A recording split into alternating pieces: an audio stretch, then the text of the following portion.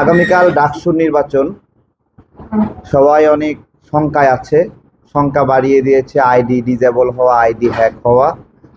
তো এই জায়গা থেকে আমারও শঙ্কা যে আইডি হ্যাক হওয়ার মতো আগামীকালকে ভোট কেন্দ্র হ্যাক হয় কিনা। তো 2018 সালের কোটা আন্দোলন, সেই কোটা আন্দোলনের মাধ্যমে আমার হাত ধরে অনেক অ্যাক্টিভিস্ট ছাত্রনেতা এখানে তৈরি হয়েছে এবং তারা বিভিন্ন সংগঠনে ভাগ হয়ে কাজ করছে। সেই জায়গা থেকে আমার একটা দায়বদ্ধতা আছে ডাকসু নির্বাচন নিয়ে কথা বলার। তো আমি সবাইকে 2-3টা পয়েন্ট বলবো। 1 নাম্বার পয়েন্ট হলো, আগামীকালকে ভোট জ্যামিং হতে পারে। ভোট জ্যামিং বলতে সকাল থেকেই কোনো নির্দিষ্ট সংগঠনের ছেলেরা আগে থাকে সেখানে লাইনে দাঁড়িয়ে বারবার ঘুরে ফিরে লাইনে দাঁড়িয়ে একটা জ্যামিং করতে পারে। এই জায়গা থেকে প্রশাসনকে অনুরোধ করব যে এই জ্যামিংটা যেন তারা খেয়াল রাখে, কারণ ভোটের যতগুলো কেন্দ্র বা ভোট বুথ আছে সেই বুথের তুলনায় ছাত্রদের সংখ্যা যতটুকু, সেই অনুযায়ী যেটুকু সময় ধরা হয়েছে নির্বাচনের জন্য প্রত্যেকটা ভোটারের জন্য, সেই ভোটে সবাই সন্ধ্যা পর্যন্ত বা যতটুকু ভোটের সময় আছে সেই সময়ে ভোট দিয়ে শেষ করতে পারবে না। এর মধ্যে যদি কোনোভাবে কোনো একটা চক্র নিজেদের ভোট দেওয়া শেষে জ্যামিং করে কোনোভাবে, তার মানে একটা বড় সংখ্যক ভোটার ছাত্র তারা ভোট দিতে পারবে না। তো এইটা যারা ভোটার তারা এরকম গড়িমসি করবেন না যে আপনি দুপুরে গেলেও হবে। সবাই নিজের অধিকারটা সকাল সকাল প্রয়োগ করার জন্য আপনারা থাকবেন। এটা যে কোনো একটা সংগঠন এটা করার সম্ভাবনা রয়েছে, সেটা আপনারা খেয়াল রাখবেন।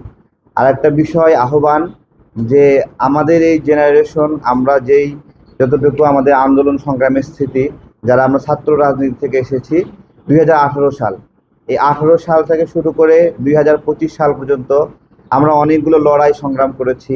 এই লড়াই সংগ্রামগুলোতে যারা অংশ নিয়েছিল সেই ধরনের প্রার্থী এখানে রয়েছে।